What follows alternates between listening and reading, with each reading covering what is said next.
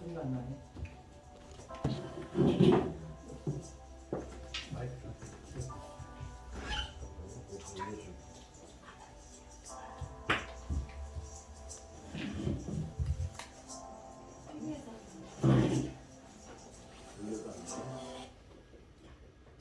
저기로 소리를 그쪽으로 바꿀게요. 지금 여기서 설정이 됐어요. 설정을 다시 했어요.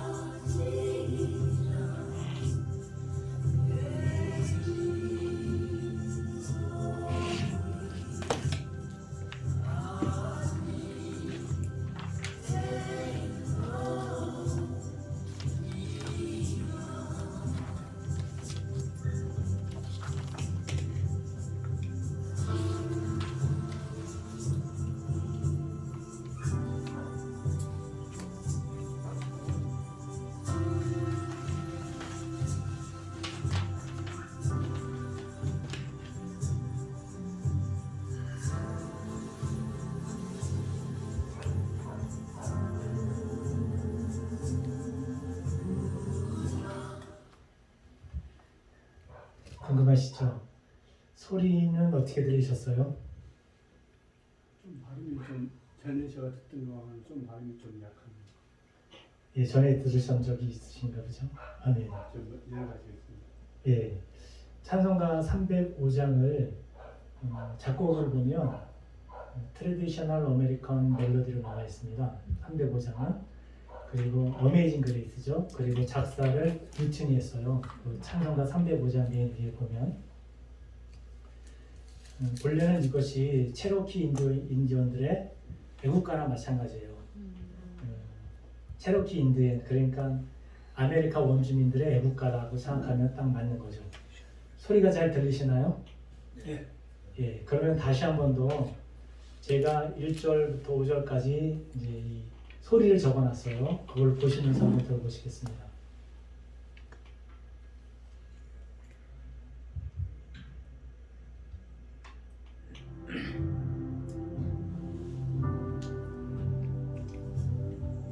붉은 글씨는 제가 적은 거고요. 또 밑에 거는 제가 해석을 한 겁니다.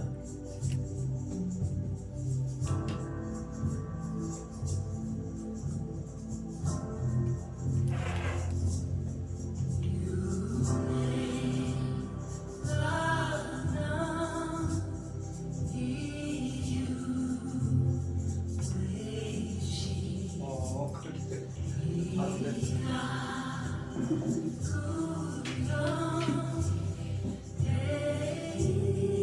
본향을 떠나 이 땅에서 하나님의 형상을 따라 살아야 합니다. 왜냐하면 우리 가족 구원에 큰 기쁨이 있기 때문입니다.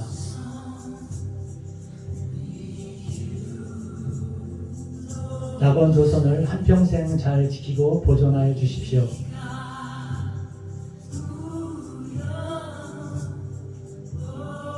왜냐하면 우리 가족의 구원과 복과 희망이 있기 때문입니다.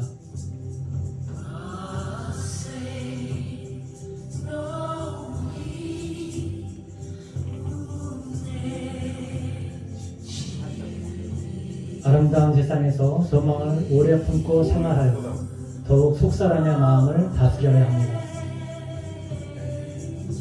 왜냐하면 사랑하는 자가 와서 그 수고를 이루어 주실 것이기 때문입니다.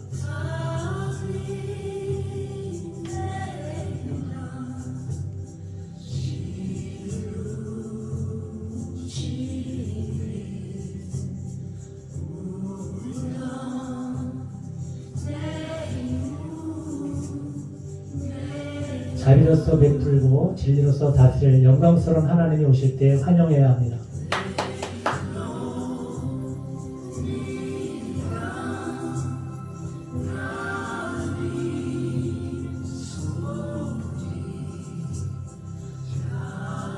우리 가족이 밖에 있을 때 성령의 바람 소리가 마을에 들리면 남에게 구속받거나 무엇에 얽매이지 말고 넓은 마음을 가지고 성령의 뜻에 따라 행동해야 합니다.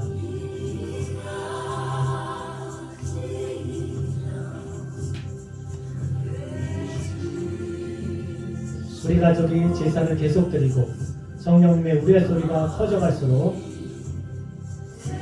우리 가족에게 있어서 일의 규모나 상태가 모두 커져갈 것입니다.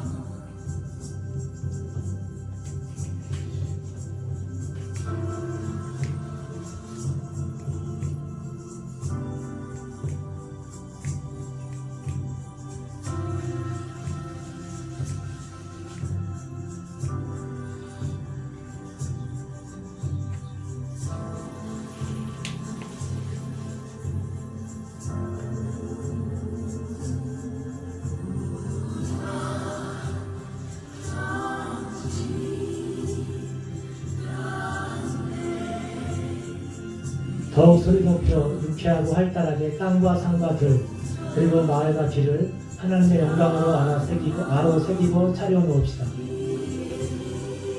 그렇지 않으면 재앙이 이어질 것이기 때문입니다.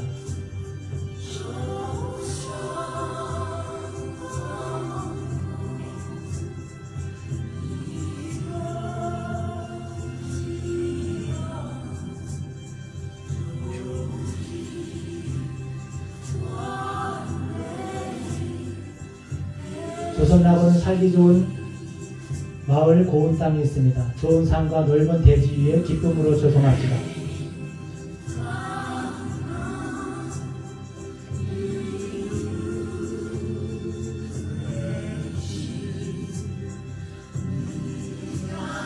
본향을 떠나 이 땅에서 하나님의 형상을 따라 살아야 합니다. 왜냐하면 우리 가족 구원의 큰 기쁨이 거기에 있기 때문입니다.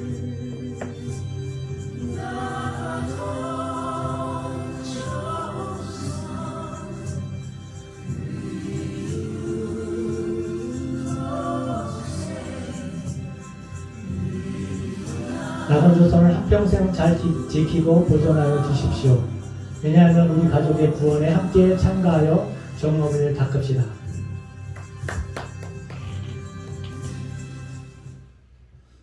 아멘. 아멘. 그러면 제 해석이 맞느냐? 여기에 의문이 드시겠죠?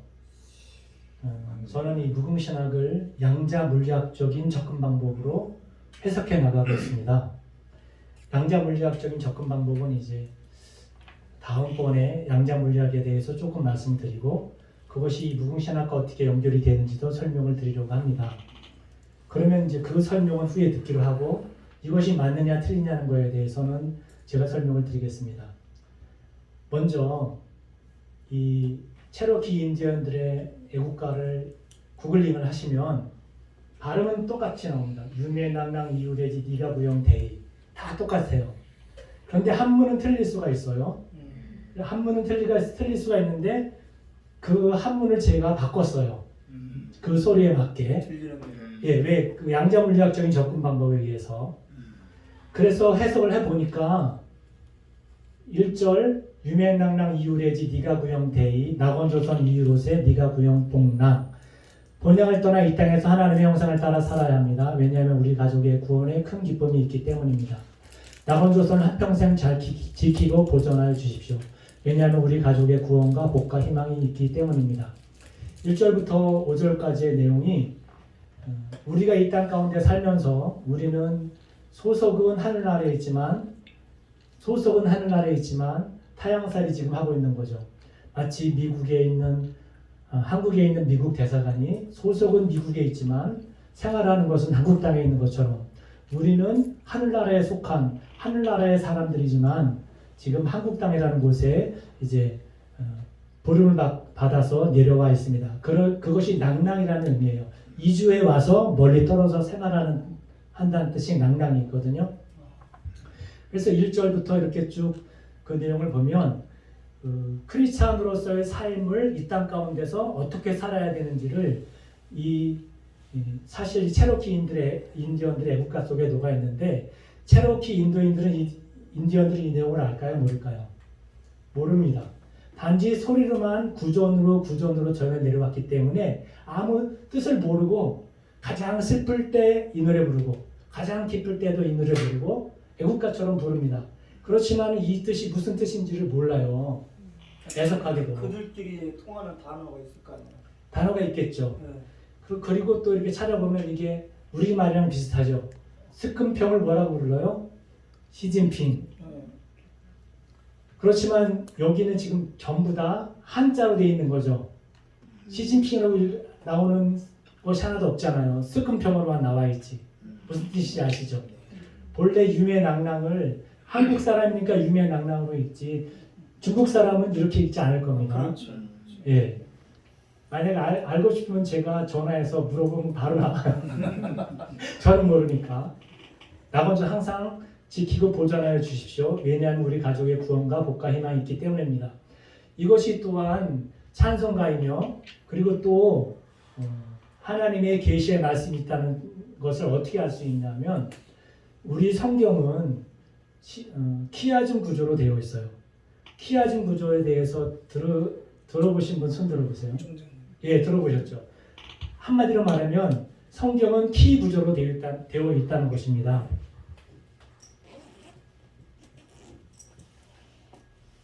저도 키아즘 구조에 대해서 연구를 많이 하고 듣기도 많이 했는데 실제로 키아즘이 이것이다 라고 정의를 내린 것을 별로 못 봤어요.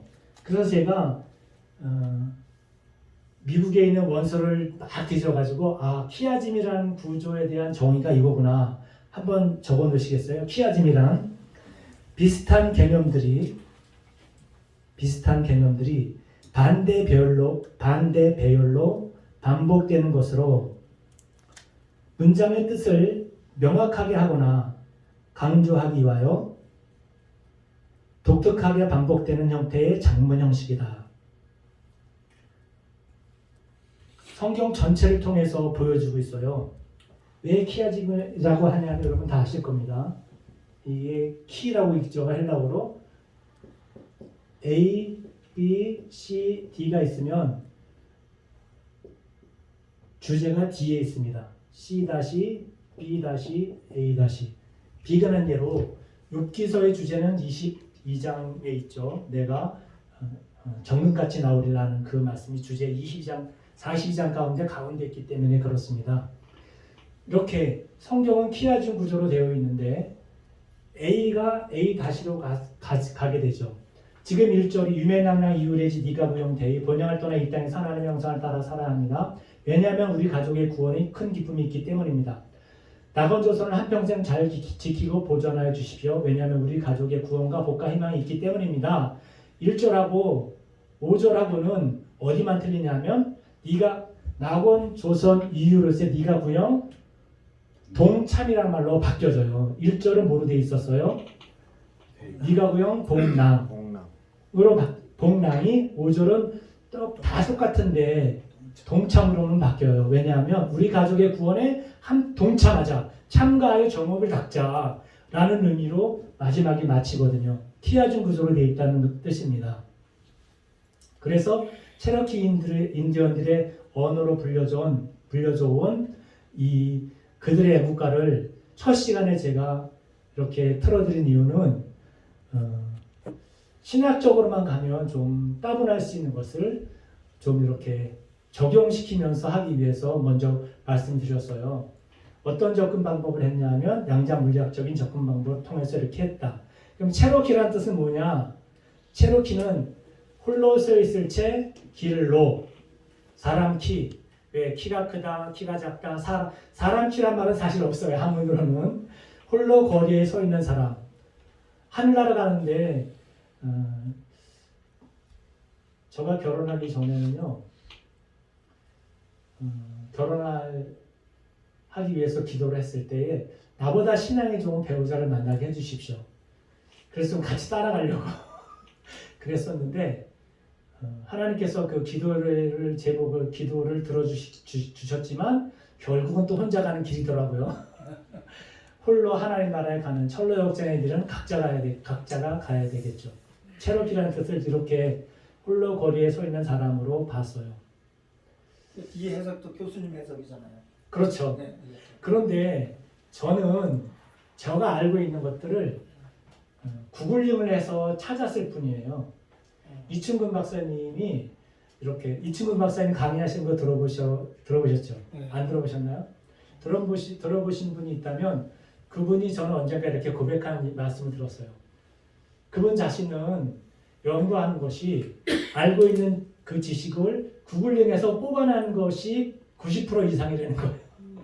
그리고 그것을 적용해가지고 그 강의안을 만들고 발표하고 그러신다는데 사실은 이 내용을 제가 다 이렇게 구글링해가지고 찾아가지고 하나님의 말씀으로 다 이렇게 소리에 맞춰서 끼워 넣었어요. 어떤 방법으로? 양자물리학적인 방법으로. 그럴듯하죠. 근데 저는 이게 맞다고 생각합니다. 구글링에서 많이 찾아봐도 이렇게 해석하는 것은 아무 데도 없더라고요. 그래서 제가 한문을 이렇게 계속해서 만들어서 다른 사람들은 마을 바깥에서 뭐 북소리가 나면 뭐 이렇게 유쾌하게 동참하십시오 이렇게 엉뚱하게 그들 나름대로 해석을 했는데 이것이 성경이라는 관점하에서 풀어보니까 이 소리가 우레소리가 사실은 징, 장고 이런 거를 우레로 표현을 하거든요. 우리 그 사물놀이 하는 사람들은 특히 손혜성 목사님 같으신 분들은 그 우레 소리가 성령의 바람 소리로 그분이 해석을 하고 있어요. 그런 관점에서 본다면 이 우레 소리 아까 들으셨죠? 나올 때. 그 우레 소리가 저는 성령의 바람 소리로 듣고 그 성령의 바람 소리가 있었을 때 우리가 어떻게 해야 한다는 것. 그 다음에 산자가 나오죠. 미산자. 이 미산자를 우리는 산 하나로만 보지만 이 미산자도 한문으로 보면 5가지 뜻이 있습니다. 그 5가지 뜻 중에 하나가 코끼리 상자예요. 코끼리 상은 모양에 대한 것을 코끼리 상자로 써요. 모양. 그러면 저는 그 산을 하나님의 형상, 하나님의 모양으로 이렇게 해석을 한 거죠. 다른 사람들은 너무 해석이 이렇게 비약적이지 않냐고 얘기는 하지만 다 근거가 있으면 맞는 거죠. 그 산자에 대한 근거는 코끼리 상자도 산에 들어간다. 그리고 그것은 형태를 말하고 형상 모양을 말한다. 라는 것을 다 근거가 있기 때문에 이렇게 해석을 하게 된 겁니다. 그래서 이거는 왜 체로키 인디언들의 이 애국가를 이렇게 우리의 하나님을 섬기는 크리스찬의 관점에서 보았느냐 했을 때 왜냐하면 이것은 우리가 무궁신학이어야만이 이것을 해석할 수가 있지 무궁신학을 떠나서는 어떠한 방법이든지 이러한 해석이 나올 수가 없기 때문입니다. 그럼 무궁신학이 무엇이길래 이렇게까지 접근 방법을 통해서 이런 해석이 나올 수 있느냐라는 의문이 생기겠죠. 그것을 오늘부터 무궁신학이 무엇인지에 대해서 함께 알아보는 것이 오늘부터 시작해서 6번밖에 시간이 없는 것 같아요. 그래서 이제 무궁신학의 관점에서 이 체로키 인디언을 해석했다. 해보니까 하나님의 찬송가고 하나님을 찬양할 수밖에 없다. 이 어메이징 그레이스를 체로키 인디언들이 언어를 들으면서 할렐루야. 너무나 기분이 저는 좋습니다. 이 찬양을 들으면서. 그리고 무궁신학이야지만이 이것을 해석할 수 있다는 것에 대해서. 그럼 무궁신학의 역사를 먼저 들어가기 전에 잠깐 말씀을 드리자면 무궁신학은 어디서부터 언제 태동되었고 이런 부분들은 이제 역사적인 이야기를 먼저 말씀을 드리려고 합니다. 우리나라 사람들은 특별히 한민족은 하나님을 섬기는 신앙심이 정말로 유별나요. 우리나라에만 있을 때는 그 유별난 것을 잘 알지 못합니다. 마치 히브리 민족이 랍비든 아니면 히브리 사람이든 그 이스라엘 내에서는 자기들이 얼마나 독특한 민족인지를 잘 몰라요. 그리고 6월절에 이루는 그런 모든 예배 형식이나 이런 것들이 얼마나 그리스도교의 예수 그리스도를 상징하는지를 본인들 자신은 설명할 수가 없어요. 늘 그 문화 속에 있었기 때문에. 그래서 그것을 우리한테 설명해달라 그러면 잘 설명을 못해요. 단지 우리가 크리스찬의 입장에서 보고 그리고 느끼면서 생활할 때 저 사람들은 설명할 수 없는 것들을 우리들이 이렇게 끄집어낼 수가 있는 거죠. 마찬가지로 이 무궁신학은 1885년경에 아펜젤로 언더우드가 이제 이 조선 땅 그 당시에 한반도에 이렇게 재물포항으로 입국을 했어요. 그로부터 약 50년이 지난 후에 한국에 어떤 운동이 벌어졌냐면 그 당시에는 이제 예수 그리스도를 영접한 양식 있는 철학적인 사고를 가지고 있는 크리스찬들이겠죠. 그분들이 정말로 한국인들은 얼마나 유별난지는 제가 간증을 하나 할게요. 저 따분하지 않게 하려고 제가 그렇습니다.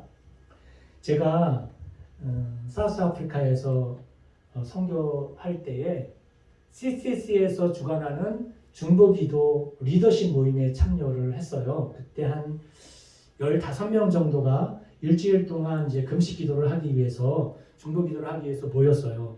그래서 이제 기도를 하기 전에 전략을 짜고 그리고 어떤 형태로 가야 될 건지 논의를 하는 가운데 그 CCC 리더 중에 한 사람이 나와서 간증을 하는 얘기를 하는 겁니다. 저는 그 간증 얘기를 들은 거를 전해줄 뿐이에요. 제가 들은 건 아니고 그분이 직접 본 거를. CCC에서 이제 그 멤버는 DTS를 갔다고 합니다. 그 예수전단의 YWAM이죠. 한국은 예수전도단.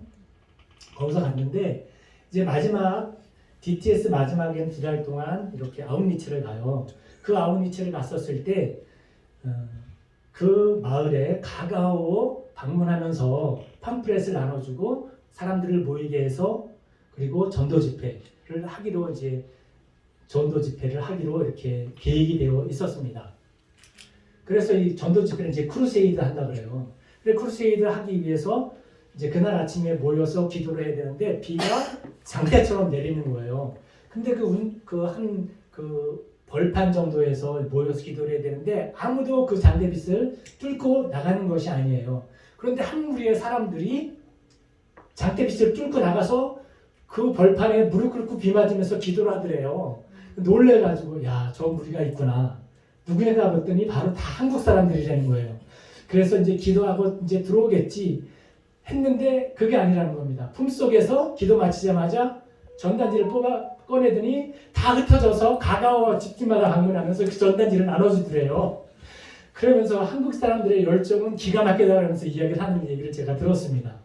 그런데 미국에 나가보면 우리나라 사람들의 기도가 그리고 크리스찬들의 열정이 얼마나 대단한지를 주요 3창이 우리 전 세계 크리스찬들의 만국 공통어가 되었습니다. 주여하고 같이 주여하고 기도를 해요. 처음 시작을. 이거 웃을 일이 아닙니다. 실제로 있는 일이에요. 그렇게 한국 사람들의 열정이 대단한데 50년대, 85년부터 50년대, 1935년쯤 일제시대 때 그때 우리나라도 이제 50년 됐으니까 전 세계에 우리나라 신학은 어떤 것인지 좀 내놔야 되지 않겠느냐라는 운동이 일제시대 때 한국 내에서 벌어지기 시작했어요. 그러고 나서 그것이 또 언제 또 다시 불을 지펴 그때는 어떤 특별한 결론을 내리지 못했죠.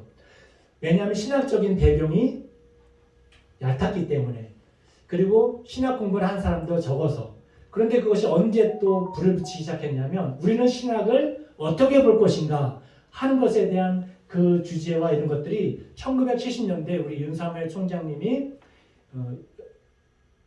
연세대학교 신학과에 다닐 때에 우리는 신학을 어떻게 볼 것인가에 대한 운동이 벌어지기 시작했어요. 신학을 다시 한번 보자. 그것을 우리 윤사무엘 총장님이 기고를 하셨어요. 우리는 신학을 어떻게 볼 것인가 라는 것에 대해서. 그래서 제가 이 연구를 하게 될 때 윤 총장님이 파일을 이만큼 주셨어요. 그 파일 이만큼 주신 것을 다시 돌려드렸는데 다 카피를 했죠, 제가. 그래서 하나하나 다 검토를 했어요. 그 중에 하나 우리는 신학을 어떻게 볼 것인가에 대한 그 칼럼이 한 2장 정도가 되는 칼럼을 우리 윤 총장님이 쓰셨더라고요. 연세대 때 신학교 때. 그런데 그 내용이 바로 무궁신학에 대한 어떤 백그라운드를 말씀하시는 건데 그러면 우리 윤 총장님은 그 백그라운드를 언제 받았냐 하면 아버님이 윤흥호 목사님이라고 울산에서 목회하시다가 돌아가셨는데 그 윤흥호 목사님이 우리가 전 세계에 내놓을 신학은 무궁신학이다 라는 것을 갖다 말씀해 주신 거예요. 그러면서 그 화두를 던졌기 때문에 무궁신학이 무엇이다 라고 is 라는 정의가 그때까지도 내려져 있지 않았어요. 그런데 우리 윤사무엘 총장님이 무궁신학은 이것이라는 것을 갖다가 계속 연구하면서 특별히 삼태극 속에서 이 삼태극 속에서 여기 보면 제가 삼태극 이렇게 그려놨죠. 이 삼태극 속에서 나타난 무궁의 원리를 전 세계 신학자들에게 풀어놓은 겁니다. 다른 신학자들이 한국 사람 지금 너네들이 130년이나 됐는데 예수 그리스도를 이제 기독교화가 된지 그럼 너네들이 가지고 있는 신학은 무엇이냐라고 이야기할 때 윤 총장님이 저렇게 삼태극의 원리를 통해서 무궁신학을 발표한 겁니다. 그래서 그 사람들이 깜짝 놀라기 시작한 거고 그래서 이제 그것을 윤호 목사님이 그러셨대요. 해외에 나가서 이제 유학을 하고 있는데 너가 할 일은 해외에 우리의 신학이 무궁신학이라는 것을 알려주라 라고 하는 그런 사명을 주셨고 그리고 이제 윤 총장님이 그 사명을 띠고 이제 해외에 나가셔서 우리의 신학은 이겁니다 하고 알려준 것이죠. 그것도 양자 물리학적인 접근 방법을 통해서 알려주셨어요. 그런데 그 양자 물리학적인 그런 접근 방법이 우리 윤 총장님이 조금씩 설명을 해줬지만 양자 물리학은 이것이고 그것이 무궁신학이랑 어떻게 이렇게 연결이 된다 하는 그런 어떤 설명을 굉장히 많이 해주셨는데 그것을 저가 조금 거기에 이렇게 구조화시켰다는 면이 조금 있습니다. 그 전체적인 설명을 다 하셨는데 그것을 총장님 요거를 이렇게 구조화시키면 학문적으로 좀 이렇게 틀이 잡힐 것 같습니다 하는 것을 조금 이제 제가 조금 이렇게 팁이 조금 생겼던 것이죠. 제가 한 건 그것밖에 없어요. 그러면 양자 물리학을 조금만 설명해 드릴게요. 그게 왜 이 삼태극이랑 연결이 되는지. 제가 공을 가지고 던져요. 그럼 그 공은 어떻게 될까요? 날아가서 떨어지죠. 그러면 1의 힘으로 던졌다면 10의 힘으로 던졌어요. 그러면 더 멀리 날아가죠. 날아갈 때 이게 거의 직선으로 날아가죠. 힘이 있으면 힘이 있을수록 직선으로 날아가죠. 그래야 돼요. 네, 100의 힘으로 던지면 직선으로 날아가다가 포물선을 그리다 떨어지죠. 굉장히 큰 원자폭탄의 위력으로 던지면 직선으로 계속 날아가다가 던진 지점으로 지구 한 바퀴 돌아서 떨어지겠죠. 그런데 그보다 더 큰 힘으로 던지면 지구를 계속 돌겠죠. 어떻게? 직선으로. 그래요, 안 그래요? 직선으로 계속 날아가면서 지구를 도는 거예요. 그런데 자유 낙하하는 모든 물체가 직선으로 날아가지만 그 운동이 직선 운동이에요, 곡선 운동이에요. 직선으로 날아갔지만 곡선이잖아요. 그것이 양자 물리학으로 설명할 수 있는 겁니다. 직선이지만 곡선이다. 그래서 아인슈타인이 자유 낙하하는 모든 행성에 자유 낙하하는 모든 물체는 직선으로 날아가지만 그것은 곡선 운동이다 라고 정의를 내렸어요. 설명이 좀 되나요? 거기에 중력하고 관계가 또 있나요? 아니면 별개 있나요? 중력과 관계가 있기 때문에 우리는 이제 지구에 있으니까 중력이지만 실질적으로는 만류 인력이라고 봐야 되겠죠. 행성과 행성 사이에 존재하는 힘. 그럼 관성에 의해서 관상도 있고 뭐 우주 원심력도 있고 뭐 네, 그렇지. 여러 가지 힘이 있죠. 그 힘에 의해서 직선으로 날아가지만 그것은 곡선이라는 거예요. 크게 보면 곡선이 되는. 그렇죠. 예를 들어서 우리나라에서 달 탐사선을 쏘아 올렸어요. 그 탐사선이 궤도를 따라가는데 지구가 여기 있고 달이 여기 있으면 이 곡선이 이렇게 갑니다. 이렇게 멀리 돌아서 이 달 탐사선은 갈 때 곡선으로 가요, 직선으로 가요? 직선으로 가요. 직선으로 가지만 우리가 봤을 때는 곡선으로 해가지고 이렇게 여기에 도달하는 거예요. 직접 갈 수도 있지만 이렇게 직접 가려면 이 만류 인력을 뚫고 가야 되기 때문에 엄청난 양의 그 연료가 필요하답니다. 그 저항을 줄이고 연료를 적게 하기 위해서 만류 인력을 이용해서 이렇게 멀리 가가지고 대신에 시간은 많이 걸리는 거죠. 거짓말이 아니라 실제로 달 탐사선이 어떠한 궤도를 그렸는지를 구글링해 보시면 이런 식으로 봤어요. 이렇게 포물선을 그려가지고 직선이지만 곡선이다. 양자 물리학은요, 양자들의 활동, 역학관계를 입증해주는 학문이에요. 그런데 그 양자들의 활동을 입증해주는 학문인데, 그러면 그 양자들의 활동이 지금까지도 싸웁니다. 하나는 그냥 양자가 입자로만 있다 라는 측면하고, 아니다, 양자는 운동을 하고 있다 라고 하는 측면, 두 파가 아직까지도 싸우고 있어요. 입자다, 운동이다, 결론을 못 내리고 있습니다. 아인슈타인은 입자라고 그러고 보헨이라는 사람은 운동이라고 그러고, 서로 지금까지 4차전, 어떤 논리를 통해서 입증을 하면 또 다른 판에서 또 다른 입증을 하고, 그래서 4차 전쟁까지 끝났어요. 현재까지. 그러면 입자다, 운동이다, 이것이 그럼 우리 현대의 이 이론에 어떻게 접목이 되느냐, 이렇게 봤을 때 지금까지 합리적이다, 객관적이다, 과학적이다라는 것에 대해서 진짜 그러느냐. 여태까지 많은 사람들이 객관적이다, 합리적이다, 과학적이다는 말을 하잖아요. 정말로 그래? 물음표라는 겁니다. 합리적이다, 객관적이다, 무슨 기준으로 합리적이라고 말할 수 있어? 무슨 기준으로 객관적이라고 말할 수 있어?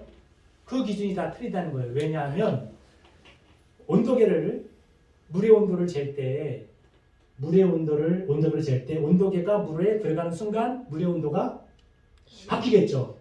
예. 이 양자 물리학이 태동된 그 이후로는 그동안에 뉴턴의 고전 물리학이 설 자리를 잃어버렸어요. 뉴턴의 고전 물리학에서 태동된 것이 무엇이냐 하면, 어떤 철학이 태동되었냐 하면, 사물은 객관적이고 합리적이어야만 된다는 거죠. 그래서 거기서부터 그 뉴턴의 이 고전 물리학에서부터 태동된 것이 데카르트의 그 다음에 철학이에요. 물 자체, 그 다음에 칸트의 순수성 비판, 이런 것들이 고전 물리학을 기준으로 모든 것들은 과학적이고 객관적이어야 되고, 그렇기 때문에 이 물 자체도 끝에까지 다 쪼개서 무엇인지 알아야 된다. 글자 그대로 순수 이성을 비판해보자 라는 그런 철학이 생긴 거거든요. 그런데 양자 물리학은 아인슈타인 이후로 모토가 무엇이냐 하면 관찰자의 관찰 행위가 관찰 결과에 영향을 미친다는 겁니다. 그러니까 객관적이다 합리적이라는 것에 대해서 물음표를 다 가져오기 시작한 거예요. 그렇다면 조금 아까 체로키 인디언의 이 해석이 양자 물리학적인 입장으로 본다면 틀려요, 맞아요? 맞습니다. 누가 다 저한테 와서 도전할 때 나는 이런 접근 방법을 통해서 그리고 학문에 대한 근거가 다 자료가 있잖아요. 그렇기 때문에 난 이런 발표를 하게 된다 했을 때는 수긍을 할 수밖에 없는 거죠. 왜? 3단 논법에 의해서 맞는 것이기 때문에. 그래서 이런 양자 물리학적인 접근 방법 이걸 통해서 우리가 계속해서 이런 것들을 이제 배우고 있는 것이죠. 재밌어요? 네. 예. 그렇게 되면 예. 자가 뭐 논리면 증명할 수 있었는데 예? 어떤 주장이든 다 맞는 게 돼버리는 거잖아요. 어떤 주장이든지 다 맞으려면 근거가 있어야 되죠. 근거. 그 근거만 있으면 다 그렇죠. 주장이 되는 거예요. 예. 논문을 예수님이 부활하셨다. 논문을 쓰면 그게 될까 안 될까요? 통과가? 증거를 댈 수만 있으면 통과가 돼요. 근데 논증이 안 되면 안 되는 거죠. 예를 들어 볼게요. 이제 박사 논문을 쓰시는데 1페이지부터 50페이지까지 내 주장을 다 썼어요. 그러면 그것이 통과가 될까요? 안 될까요? 안 되죠. 안 됩니다. 1페이지부터 50페이지까지 쓰는 데 있어서 내 주장에 대해서 다른 사람은 어떤 주장을 하고 있는지 그 근거를 대줘야 돼요. 계속. 그래서 사실은 탁월한 박사라 하더라도 70% 많게는 80%는 자기 글이 아니고 자기보다 앞서서 있는 사람의 글이에요. 그래서 논문을 잘 쓰려면 약 한 책을 한 뭐 50권에서 100권 이렇게 가져다가 많이 읽고 내 주장 A라는 주장을 하고 싶을 때 A-라는 사람이 한 단락을 주장을 했어요. 그럼 이 한 단락을 나의 말로 바꿔요. 나의 말로 이 주장을 바꿀 수가 있잖아요. 그 사람이 한 말이지만 내가 이해한 말로 바꿔서 여기다 줄을 달아요. 이런 주장은 A라는 사람이 했다. 어느 책에서 몇 페이지에 몇 년도에 발행한 책이고 출판사는 어디다. 예, 요거를 줄을 달아요. 줄을 달고 그 밑에다가 내 말로 쓴 거잖아요. 요 단락을. 그 다음에 평가를 내가 이러이러한 것을 나는 이렇게 생각합니다 하고 한 줄 딱 납니다. 그러면 이게 이제 한 단락이 끝나는 거예요. 박사 논문은 이렇게 이루어지는 거거든요. 그래서 어떤 주장이든지 그 근거가 있으면 오케이. 그 근거가 맞으면. 그런데 교수님의 생각과 다른 근거를 내잖아요. 그러면 그 교수님이 계속 퇴짜를 쳐. 이건 내 주장이랑 틀려. 다른 교수님을 찾아봐야 될 걸 이렇게 가겠죠. 그래서 논문이라는 것이 또는 어떤 주장이라는 것이 근거가 있으면 된다. 근거가 있으면.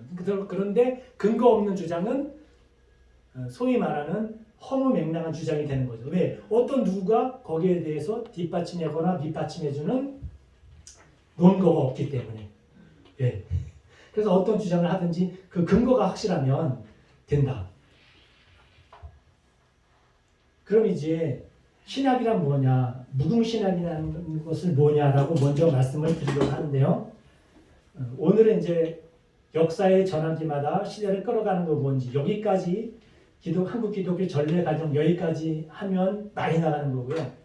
그 다음에 이제 한민족의 고대사 기독교에 대해서, 그 다음에 이제 단군 신화와 왜곡과 기독교, 한민족 기독 신앙의 토착화, 고대 기독교 관련사, 신앙심의 잘못된 방향, 예루 종교, 불교나 뭐 유교 이런 거겠죠. 그 다음에 한국 근현대사에 나타난 기독교 사상, 그 다음에 무궁신학 정립, 히브리 통정적 사고와 올람신학, 창조신학과 생명신학, 비인론적 변증학, 십자가와 부활신학, 한사상, 삼위신간, 토착화신학, 이런 모든 것들을 하나하나 무궁신학과 비교해서 신학적으로 그리고 세계 속의 한국 신학은 무궁신학이다라고 결론을 내리는 건데 여기 월남 신학의 정립 지금은 이제 무궁신학이 우리 한국 문화 속에서 문화에 나타나는 것 한국 문화를 재해석하는 것이거든요.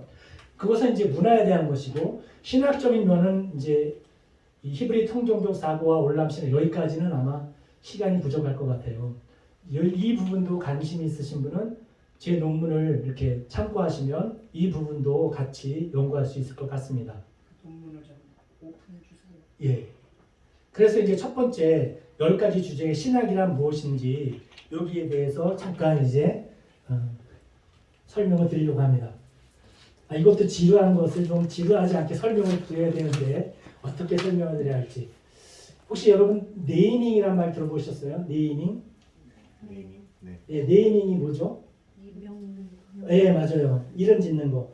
요즘에 어떤 브랜딩 또는 마케팅은 네이밍이 생명인 것 같아요. 어떻게 이름을 지었느냐에 따라서. 그런데 저는 기분 나쁜 이름이 하나 있어요. 이 상품 중에.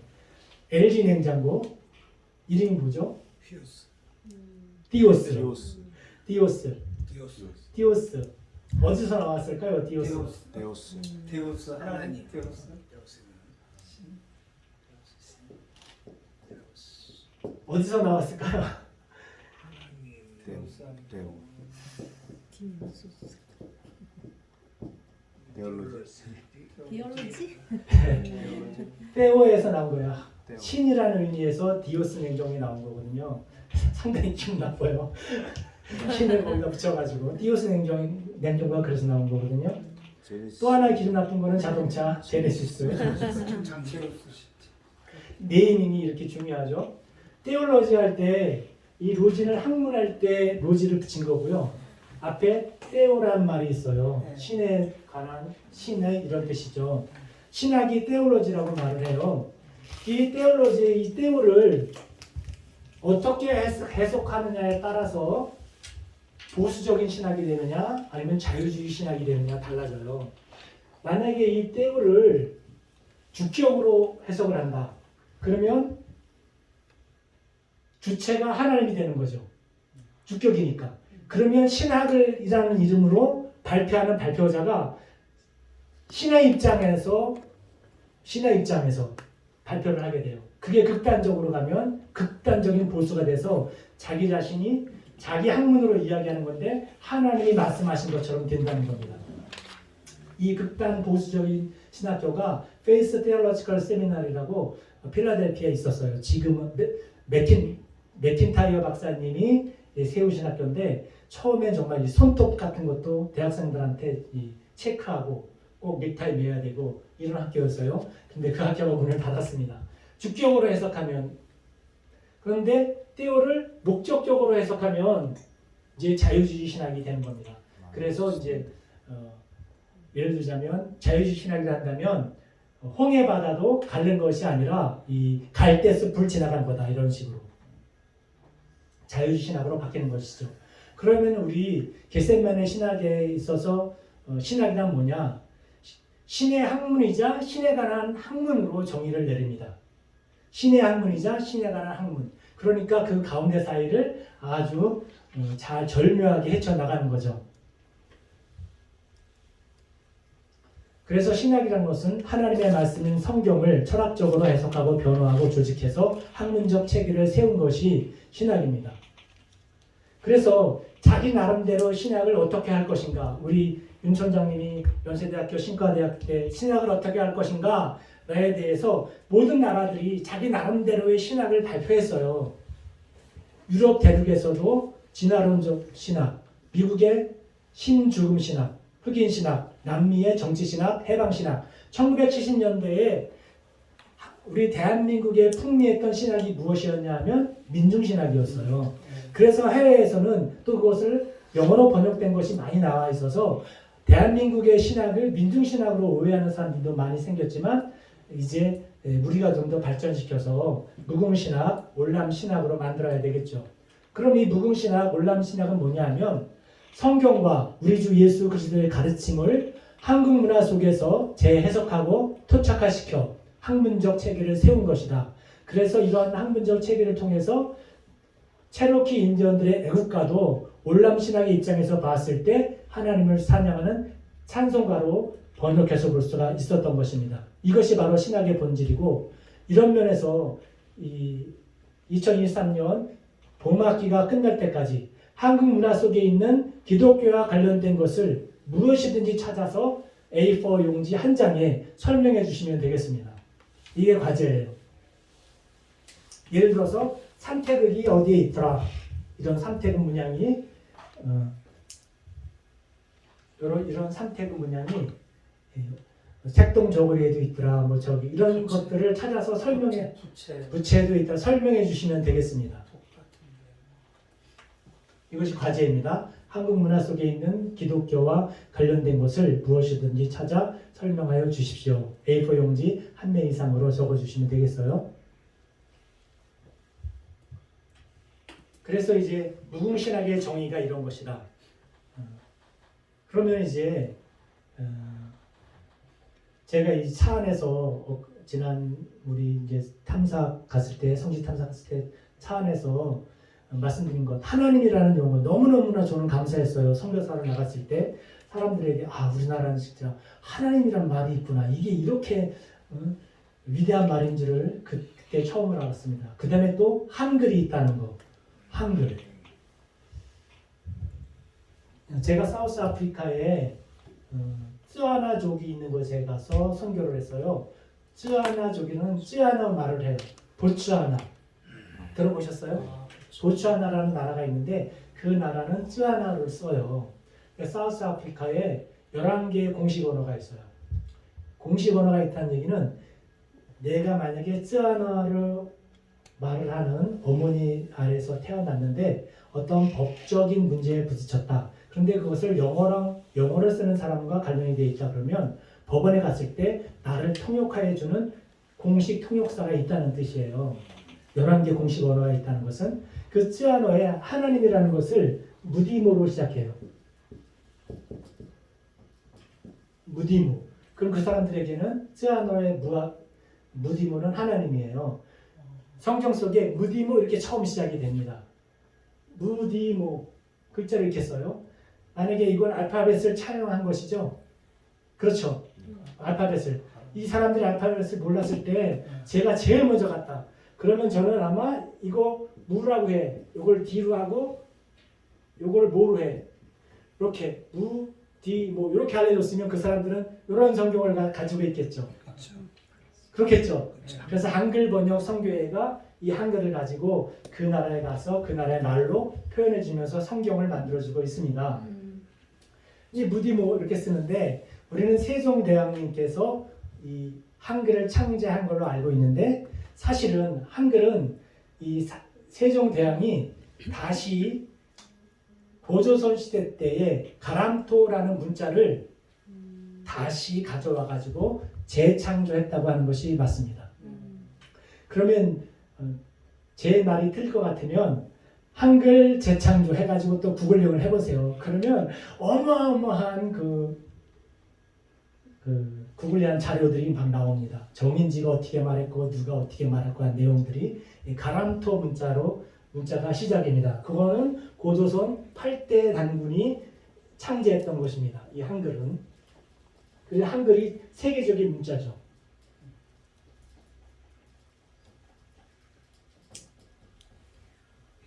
그러면 누가 한글을 만들었을까요? 예, 우리 뛰어난 우리 선조들을 우리가 가지고 있어요. 그 왜 뛰어난 선조냐 하면 다름이 아니라 그 분들이 하나님을 숭배하고 경배하고 믿었기 때문에 뛰어난 선조를 가지고 있는 거죠. 그분들이 만약에 잡신을 섬겼으면 하나도 뛰어난 게 없죠. 아무리 머리가 좋아도. 그런데 그 선조들이 정말로 하나님을 어떻게 섬겼는지 우리가 알 수 있는데 나중에 계속 가다 보면 상고사에 나타난 하나님, 역사 기록 속에 나타난 하나님도 함께 살펴볼 것입니다. 그럼 거기까지 가기 전에 이 신학을 지루하지 않게 하려고 하는데 제가 얼마나 지금 이해를 하고 그래서 따라오시는지 잘 모르겠어요.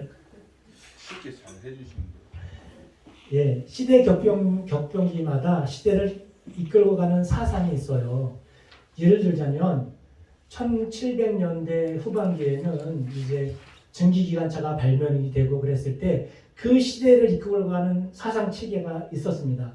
매 시대마다 사상 체계가 있는데 그 사상 체계가 있어야지만이 그거를 가지고 있는 그 그룹이 그 전 세계 사람들을 이끌어 갈 수가 있어요. 지금이 제4차 산업시대고 인공지능, 뭐 메타버스 이런 이야기를 하고 있는데 이것을 이끌고 갈 수 있는 사상 체계가 확실하다면 우리는 그런 것에 대해서 두려워할 것이 아니라 오히려 그곳에 있는 사람들을 우리가 가지고 있는 사상 체계로 끌고 오면 되는데 그 사상 체계가 바로 저는 무궁신학이라고 확신합니다. 아멘. 아멘. 저만 그런 것 같아요. 이제 들어봐야죠. 아담이 창조하고요. BC 2500년에 홍수가 났어요. 그죠? 그로부터 500년이 지나서 아브라함이 이스라엘의 조상이 됩니다. 그리고 BC 1500년도에 모세가 출애굽을 합니다. 1446년인가 그렇고 아브라함은 2166년인가 그렇습니다. 이 정확한 연도를 우리가 알 수 있어요. 지난 학기에 우리 창세기를 하면서 BC 몇 년이다 몇 년이다 이거를 성경적인 방법을 통해서 그 연수를 찾아봤습니다. 물론 플러스 마이너스는 있지만 성경의 원리에 따라서 그런 것입니다. 그래서 아담이 언제 태어나서 언제 죽고 그래서 노아 때까지 BC로 추적해가지고 BC 몇 년도다라는 것들을 계산해낼 수가 있는데 그런 방법으로 계산하면 아담은 BC 4004년이 나옵니다. 알고 싶은 분은 지난 학기에 배우신 우리 학우들한테 한번 여쭤봐 보시면 되겠습니다. 그리고 또 500년이 지나서 솔로몬이 성전 건축을 시작합니다. BC 966년쯤 되죠. 열왕기상에 솔로몬 왕이 재직하고 몇 년이 지난 후에 출애굽하고 나서 몇 년이 지난 후에 이런 말이 나옵니다. 그것이 근거가 돼가지고 역산해서 올라가면 그렇습니다. 그리고 500년이 지나서 다니엘 시대가 됩니다. 남유다 멸망을 하죠. 그로부터 500년이 지나면 이제 예수님께서 십자가를 지시고 부활하셨어요.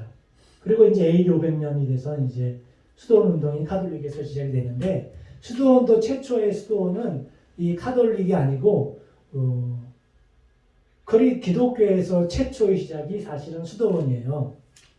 그것은 이제 나중에 더 자세히 설명드릴게요.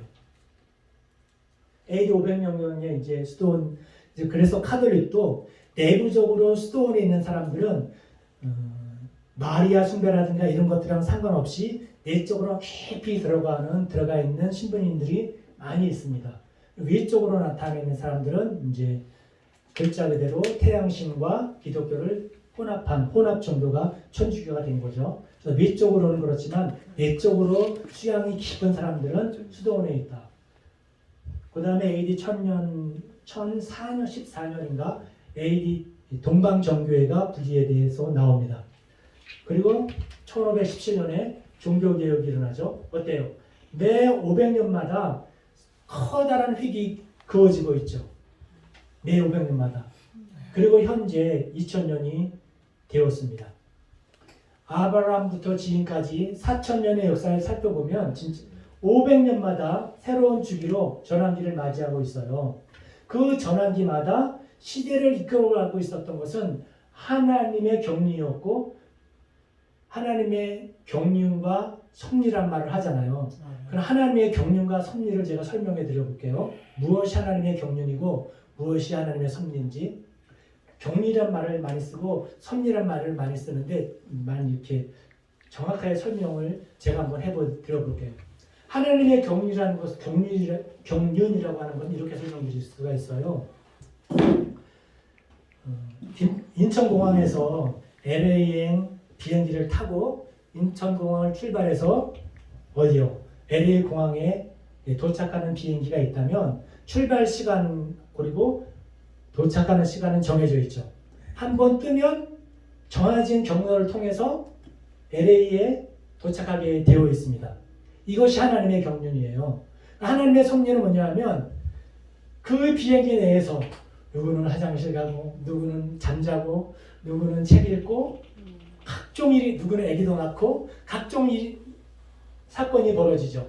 그것은 하나님의 섭리입니다. 그래서 하나님의 경륜과 섭리를 그렇게 설명드릴 수가 있습니다.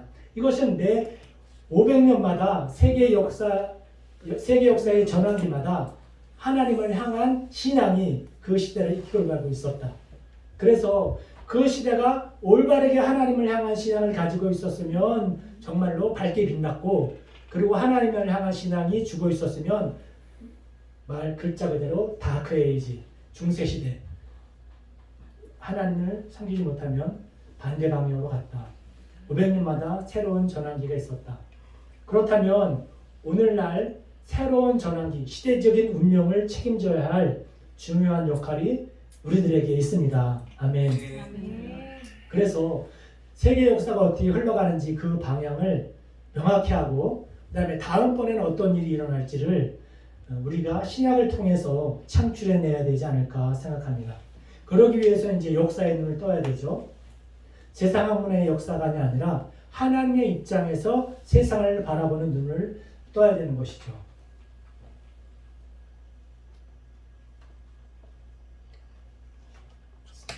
그동안의 세상을 보겠습니다. 이렇게 문명이 세계 역사의 흐름을 보면 처음에 오리엔트 시대가 이제 사도 바울을 통해서 그리스, 로마, 영국을 거쳐서 아메리카로 갔죠. 그리고 난 다음에 아메리카에선 태평을 건너와서 아시아로 왔고, 이제 아시아에서는 백투더 예루살렘. 자연은 하나님을 보여주는 성경이 바로 자연이죠. 역사는 그 자연 속에서 하나님께서 일하시는 방법을 보여주고 있습니다. 그리고 성경은 기록된 하나님의 말씀이죠. 구원의 역사는 이렇게 이스라엘에서 시작이 돼가지고 한 바퀴 돌아서 아시아 시대에 접어들었습니다. 구속사의 완성도 이렇게 한 바퀴 돌아서 아시아로 와서 백투더 예루살렘으로 가야 할 시점에 와 있습니다. 그래서 복음의 마지막 주자가 바로 한민족이라고 하는 것. 우리는 숨겨진 하나님의 선택된 백성이라는 것을 이 무궁신학을 통해서 함께 입증해 나가려고 합니다. 다시 말씀드리지만 우리는 역사의 새로운 전환점에 있다. 통일 한국에 이제 몇몇 사람들에 의하면 정말로 2년 내, 빠르면 2년 내, 늦어도 5년 내에 대한민국은 통일이 될 거라고, 이렇게 갑작스럽게 통일이 될 거라고 이야기하고 있고, 지금도 NCMN이라고 하는, 혹시 아세요? NCMN? YWAN 그 홍성건 목사님이 예수전도단을 나와서 NCMN을 만들어서 거기서 이제 부의 창출이라는 그런 주제를 가지고 운동을 하고 있으세요. 거기서는 이제 그 북한을 이렇게 바둑판처럼 잘라서 거기로 갈 사람들을 이렇게 교육하고 훈련하고, 그 기지가 아마 저쪽 강원도 저 속초 넘어서 있는 걸로 알고 있습니다. 그 NCM에서도 이렇게 통일을 대비해서 사람들을 교육시키고 있는 모습을 보게 되었습니다. 그러한 이렇게 변화하는 역사 속에서 우리 한민족의 정체성이 필요하죠. 그런데 우리 한민족 하니까, 아니 크리스찬은 전 세계가 하나인데 왜 민족을 나누나요? 이렇게 질문하신 분이 계신데, 사도행전 17장 26절을 함께 읽겠습니다. 시작. 인류의 모든 족속을 한 혈통으로 만드사 온 땅에 살게 하시고 그들의 연대를 정하시며 거주의 경계를 한정하셨으니. 사도 바울이 한 말인데요. 거주의 경계를 한정하셨으니, 이 말씀은 모든 사람이 한 세계 속의 크리스찬이지만 그 민족별로 나라마다 하나님께서도 경계를 정하신 것을 인정하고 계시다. 그러면 대한민국은 어떠한 정체성을 가지고 있어야 될까? 한민족 정체성 확립의 필요성을 대천덕 신부님 아세요? 혹시 예수원의 대천덕 신부님께서 우리들에게 지금은 돌아가셨는데 이렇게 질책하셨어요. 우리가 성교사님들로부터 이제 전수를 받았다. 그것으로 왜 만족하고 있느냐? 그러지 말고 정말로 한민족의 문화 속에서 그 속에 있는 하나님의 섭리와 경륜 이런 것들을 우리 크리스찬들의 지도자들이 먼저 찾아서 그 속에 있는 한민족의 문화 속에 있는 하나님을 발견해야 되지 않느냐. 그것을 진정으로 발견해야지만이 예수 그리스도에 대한 가르침이 토착화되고 그것이 더 깊은 경륜 속으로 가지 않겠느냐 하는 말씀을 계속해 오셨어요. 한국 사람 자신의 내부로부터 우러나오는 복음과 한국과의 새로운 대결, 이것이 바로 우리 문화 속에 녹아있는 기독교를 알아봐라 하는 것이 이분의 말씀이었습니다. 이분은 외국이니까 이분이 직접 하기는 어려우니까 계속 우리에게 도전한 것이죠. 그래서 한국에 대해서, 한민족에 대해서 하나님의 목적이 무엇인지, 우리 한민족의 진정한 사명이 무엇인지 알아야 한다. 그런 것들을 계속 강조하셨어요. 그래서 어떻게 질책하셨냐 하면 대천적 신부님이 보시기에 한민족 사람들은 과거를 잊어버린 사람 같다라고까지 질책을 하셨어요. 그래서 우리는 우리 민족 속에 주 예수 그리스도의 복음을 발견해야 되는 것. 그래서 그 속에서 우리의 신앙에 대한 하나님 중심 사상의 체계를 정립해야 된다 하는 것이 이제 문제가 되고 있겠죠. 그래야지만이 1517년 이후 500년이 지난 지금 세계를 선도해 나갈 어떠한 새로운 사상 체계가 필요하다라는 거 하는 것입니다. 역사의 중요성에 대해서는 이제 이렇게 말씀을 했고요. 이유라는 사람이 제가 이렇게 넘어가는 것은 우리 단톡방에 올라가 있는 거 그걸 그냥 그대로 보시면 되겠습니다. 요거 하나만 읽고 계속하겠습니다. 강근한 박사님이 서울신대 총장님이셨어요. 이분이 우리 크리스찬들은 특히 한민족의 크리스찬들은 회개를 해야 된다. 그런데 어떤 회개를 해야 되냐면 토착화 신학 지향적인 회개를 해야 된다. 다시 말씀드리면 이런 회개를 해야 한다는 거예요. 지금부터 한 15년 전쯤만 하더라도요. 예배당 안에 장고, 징, 부 이런 걸 가지고 올라가서 깽가리 치면서 찬송가를 부르면 근엄하신 장로님이 올라와가지고 그 북을 장고를 발길로 뻥 차면서 어떻게 이 거룩한 예배당 안에 무당들이 쓰는 사물을 가지고 와서 하나님 앞에 경배를 하느냐 하면서 다 내쫓았어요. 그런데 그것은 정말 모르는 행동이었죠. 지금은 그 사물놀이를 통해서 하나님을 찬양하는 것이 있습니다. 여기에 정말 혁혁한 성과를 내신 분이 손혜석 목사님인데 돌아가셨어요. 3년 전쯤인가? 네, 손혜석 목사님이 이 사물놀이를 가지고 우리 고유의 가락, 그 가락이 어떤 가락인지 이제 우리에게 알려주셨는데 처음에는 느리게 시작하면서 나중에는 자진몰이 빠른 장단으로 나가잖아요. 그 장단이 세계 모든 사람들에게 흥을 내주고 결국에는 이스라엘 민족에게 가서 마지막으로 그 사람들에게 복의 물결로 휩쓸을 때 필요한 장단이 바로 한민족이 가지고 있는 그 장단이다라는 것들을 이제 장단을 가지고 전 세계 장단을 비교해서 들려주면서 우리 민족이 가지고 있는 장단은 이 장단이다. 한 나라에 가면 모든 민족이 가지고 있는 장단을 가지고 찬양을 드릴 것인데 그 마지막 장단이 이 장단이다 라고 하면서 우리 그 자진몰이니 무슨 그 장단을 얘기해 주셨는데 그것을 세계 사람들한테 들려주면 다 흥겨워서 한다는 거예요. 그렇게 말씀하셨어요. 강은한 박사님께서 토착화 신학 지향적인 회개를 해야 된다라고 말씀을 하셨어요. 그래서 우리가 과거에 가지고 있었던 그런 문화를 무조건 정지하지 말아라 라는 말씀을 하신 것이죠. 그런 의미에서 우리가 이제 대구 근교에 가보면 가야 문화가 있어요. 또다시 이제 엮기로 지루하지 않게 저도 우리 윤 총장님이랑 같이 가야 문화의 곳곳에 가야국을 탐방했었는데요. 국내 성지순례를 통해서 가봤었는데 그 당시에 문재인 대통령 시대 때 아마 1조 원의 예산을 금액은 정확히 모르는데 그 정도 예산을 투입해서 가야에 있는 문화를 활성화시켜라 한 것을 갖다 이제 주제를 내주셨는데 많은 불교의 승려들이 와가지고 그리고 기독교 이제 크리스찬의 가야국에 대해서 연구하신 분들이 오셔서 같이 어떻게 보면 이제 발표를 했어요. 이곳에 불교 문화가 있으면 내놔봐라. 불교 문화는 하나도 없어요.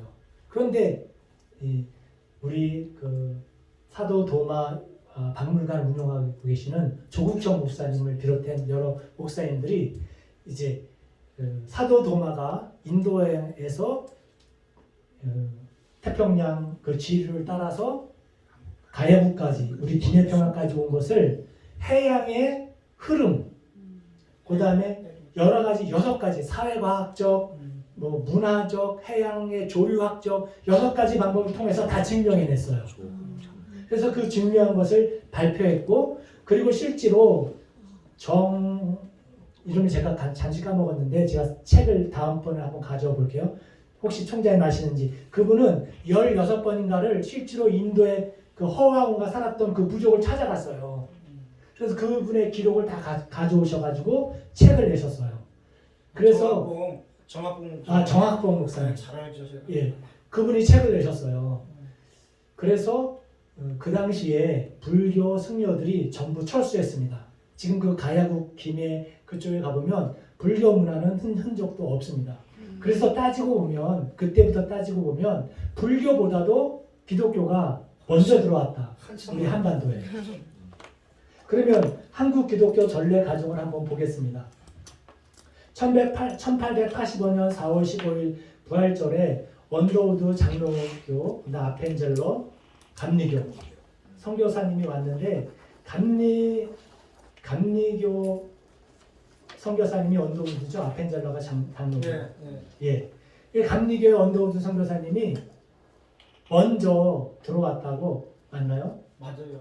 왜냐면 사모님이 임신한 하셔가지고 예. 그래서 임신한 분을 먼저 이렇게 하야 된다 그래가지고 사모님 먼저 내려놓으라고. 근데 이제 임 총장님 말씀으로는 누가 먼저 들어왔든지 간에 들어오신 분은 먼저 들어와서 이렇게 하신 분은 비자가 없어서 일본으로 돌아가서 한 달 후에 들어왔다고 합니다. 그래서 실제로는 감리교보다는 장로교가 먼저 한국 땅에 한 달 먼저 왔다, 공식적으로. 장로를 추려주셔. 근데 그보다 먼저 1년 전에 1884년 알렌에 입국했어요. 제중원을 설립했죠. 이분은 공사 자격으로 들어왔었어요. 선교사로. 그래서 한국에 제중원을 설립했고, 이 제중원이 현재 광해원이 되고, 그 이후로 국립병원이 된 거죠. 그래서 지금도 두 병원이 싸우고 있어요. 서울대학교 병원과 세브란스 병원이.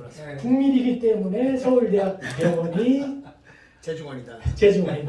세브란스 병원이 우리가 이어받았다 제중원이다. 그럼 서울대학교에서 너네 국립이니? 아닌데. 그래서 두 병원이 지금도 싸우고 있습니다. 세브란스에 가면은 그 병동에 저 이름들이 있지, 딱 사진. 예. 저 제주. 예, 그 당시에 5,000불인가를 이렇게 도네이션해서 병원을 세웠죠. 그렇다면 혹시 한국교회 백준영 기념관 혹시 아세요? 네, 종로에. 예, 그 백준영 기념관 이름이 바뀌었습니다. 네, 한국 기독교 가수 이름 바뀌었는데. 예, 100주년자가 빠졌어요. 빠지고 기독교 회관인가? 기독교 예, 그런 식으로 바뀌었어요. 100주년이 빠졌어요. 예, 100주년자가 빠졌어요. 저도 한국교회 백준영 기념관에서 결혼했어요. 결혼식장이 거기였어요. 근데 마크는 통합측 마크가 돼 있고 예. 안영로 총재님이 딱 했다고 돼 있어요. 예, 왜 통합측인지 제가 말씀드릴게요. 원더우드가 장로교인가요? 아펜젤러가 장로교인가요? 헷갈려요 제가. 원더우드가 장로교인데 이분이 그 당시 연지동에 땅을 구입해가지고 도네이션을 장로교에 했어요. 그것을 이제 1940 몇 년도에 합동측과 그 다음에 통합측으로 나뉘어졌죠. WCC. 예, 근데 이제 그 전까지는 장로교 합동과 통합이 합쳐져 있었잖아요. 그 장로교에 도네이션을 했어요. 원더우드가. 그래서 그것을 이제 장로교에서 받아서 1885년으로부터 100년이 지난 1985년도에 100주년 기념관을 세운 겁니다. 1959년도 60년에 갈라졌죠. 합동 통합이요. WCC 때는 59년도였죠. 네, 59년대 갈라져서 그러니까 100주년 통합에서 그것을 이어받아가지고 통합측 총회 사무실이 거기에 있고. 그러니까 돈을 도네이션 받았을 때는 갈라지지 않았고. 않았고 나중에 지은 건 통합측이죠. 그래서 통합측 마크만 있더라. 그래서 한국 기독교가 지금은 100주년이란 말을 왜 뺐을까? 그 당시만 하더라도 이런 연구가 없었어요. 1985년도만 하더라도 왜 뺐냐 하면 한국 개신교 역사를 보면 1885년, 84년 더 거슬러 올라가면 1866년 토마스 선교사가 최초로 대동강에서 바로 순교했죠. 그런데 그것보다 먼저 토마스 선교사보다 먼저 34년, 의료 선교사 알렌보다 52년, 언더우드 아펜젤라 선교사보다 53년 앞서서 한국에 들어온 선교사가 있다. 귀출라프? 예, 그렇습니다. 우리가 칼 기질라프 선교사, 네. 독일에서 온 선교사인데요. 이것도 총장님하고 저희가 방문했었죠. 갔었습니다. 예, 여기서 사진 찍은 거 올리려다가 제가 고대도 우리가 갔었어요. 고대도에 갔었어요. 네. 칼 기질라프 선교사 1832년 7월 기질라프 선교사가 영국 에머스트 호 의사 겸 통역관으로 충남 보령의 고대도의 성을 밟았습니다. 그리고 고대도 섬에서 7가지 일을 했습니다. 최초로 한국에 온 개신교 선교사다. 두 번째, 한글로 주기도문 번역을 시도했어요. 제가 드리는 말씀은 제가 입으로 그냥 주장하는 것이 아니라 고대도 기질라프 선교 기념관에 가 보시면 이름을 오창 무슨 목사님인데 네. 오경환 목사님. 오경환 목사님께서 실제로 독일에 가셔가지고 모든 논문이라 이 기질라프 선교사님에 대한 자료를 입수해가지고 번역해서 논거가 되고 증명이 된 것들을 지금 말씀드리는 겁니다. 무작정적으로 주장하는 것이 아니라 증명된 것. 한글로 주기도문 번역을 시도했고요. 세 번째로는 한문 성경을 전달했습니다. 순조 대왕에게는 로버트 모리슨과 밀론 선교사가 번역한 한문 성경인 신천성서를 진상했고 최초로 한글의 우수성을 전 세계에 체계적으로 이렇게 조그만 리포트를 적어서 독일어로 적어서 있었던 것을 오경환 목사님이 또 확인했어요. 다섯 번째, 서양 감절을 파종했어요. 그 다음에 서양 근대예술을 베풀었고 동북아를 위한 체계적인 설교 전략을 구성했습니다. 제가 안 읽고 넘어가는 것들은 여기 단톡방에 있는 것들을 보시면 됩니다. 그래서 우리 한민족의 기독교는 자유주의 신학이 아니라 유대교의 영향을 받은 독일 경건주의 신학에 뿌리를 두고 있다. 아멘. 네. 예, 이런 것이 그런데 이 칼 기질라프 선교사님은 선교사의 몸이 온 거죠. 1832년에. 그런데 이 몸보다도 성경이 먼저 왔어요. 언제? 1816년 순조 16년 9월 5일 첨사 조데백에게 함장 맥스웰이 마량진에 도착해서 킹 제임스 성경 영어판을 선물했습니다. 여기도 우리 전총장님이랑 가봤어요. 이런 그림이 거기 성경 박물관이 있습니다. 마량진에 거기서 찍은 겁니다. 킹 제임스 성경 이것을 개신교 선교사들이 한국에 우리나라 땅에 들어오기도 전에 성경이 먼저 왔어요. 말씀이 먼저 왔어요. 그런데 번역된 성경이 예를 들어서 언더우드 아펜젤러 선교사님도 일본을 출발해서 한반도에 들어올 때 그 당시에 한글 성경인 마가복음, 쪽복음을 가지고 한반도에 오셨다. 이것은 전 세계 유일한 민족이다. 말씀이 먼저 우리 한민족에게 들어왔다는 것. 전 세계에 유일하다. 아멘. 성경이 먼저 들어온 민족은 우리 민족밖에 없다. 아멘. 할렐루야. 아멘. 예수 사랑하시면 정말로 대단한 민족입니다. 네. 왜? 먼저 성경을 번역했습니다. 그래서 우리나라 성경의 역사에는 세 가지 큰 특징이 있는데 선교사가 이 땅에 들어오기도 전에 성경이 이미 먼저 들어와 있었고 말씀이 선교사가 이 땅에 들어오기도 전에 성경이 한글로 번역되어 첫 선교사들이 번역된 성경을 가지고 들어올 수 있었다. 세 번째, 거의 모든 성경이 철저하게 한글로 번역되어 이 땅의 한글 보급에 혁혁한 공을 세우며 기침인들에게 저항 없이 다가갈 수 있었다. 이것은 무슨 뜻이냐면요. 훈민정음 하레본 이란 말 들어보셨어요? 한문일까요? 한글일까요? 훈민정음 하레본은요. 훈민정음을 창제해서 세종대왕이 발표해서 이것을 이렇게 발음하고 이렇게 이런 뜻입니다 하고 해설서예요. 훈민조금 해례본이 네. 한문으로 적혔을까요? 한글로 적혔을까요? 한문이요. 한문. 자, 출제자 의도를 보니까 한문인 것 같아요. 그냥 먼저 한글을 알려야 되니까. 한문으로 적혀있을까요? 한글로 적혀있을까요? 한문. 한자. 틀려도 한글.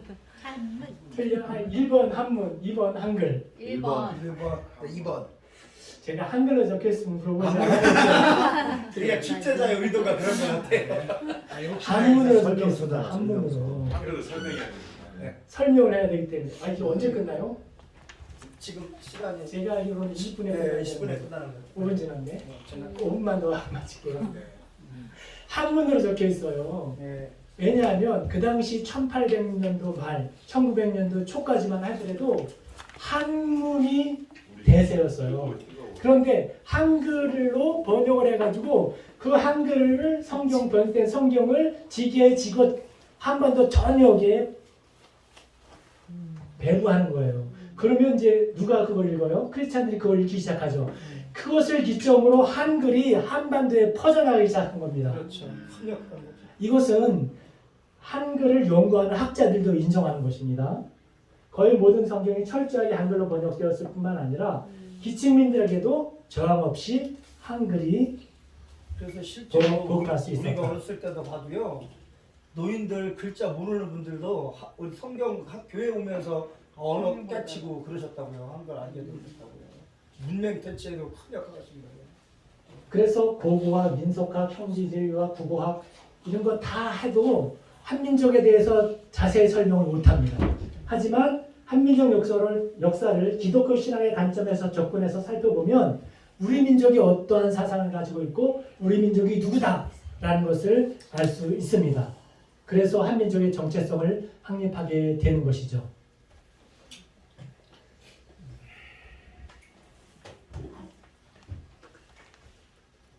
불 켜셔야지. 불 켜드리세요.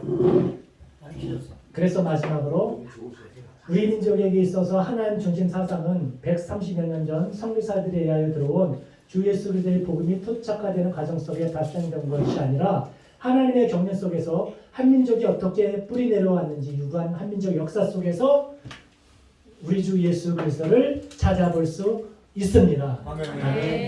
여기까지. 박수. 이 과제는 언제까지? 급하게 달려가시죠. 학기 중에요. 아, 네, 감사합니다. 가지가 쉽네. 네, 상대적으로. 한민족 하례본 그 당시 학자들. 그 당시 학자들이 써가지고 했는데 누가 썼는지는 모르겠어요. 제가 한번 찾아볼게요.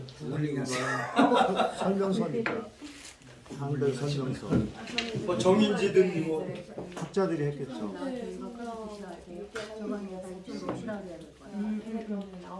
그게 아니고 그 당시 당시 그 옛날이죠. 그리고 시간이 되면 세종대왕. 나중에 뒤에 1400년대. 한문 속에 들어있는 한문이 왜 그거 많죠. 한문이 왜 성경적인- 성경에서 나왔는지도 성경적인 알수 한자. 있는 기회가 있었으면 좋겠습니다. 그게 엄청 많대요.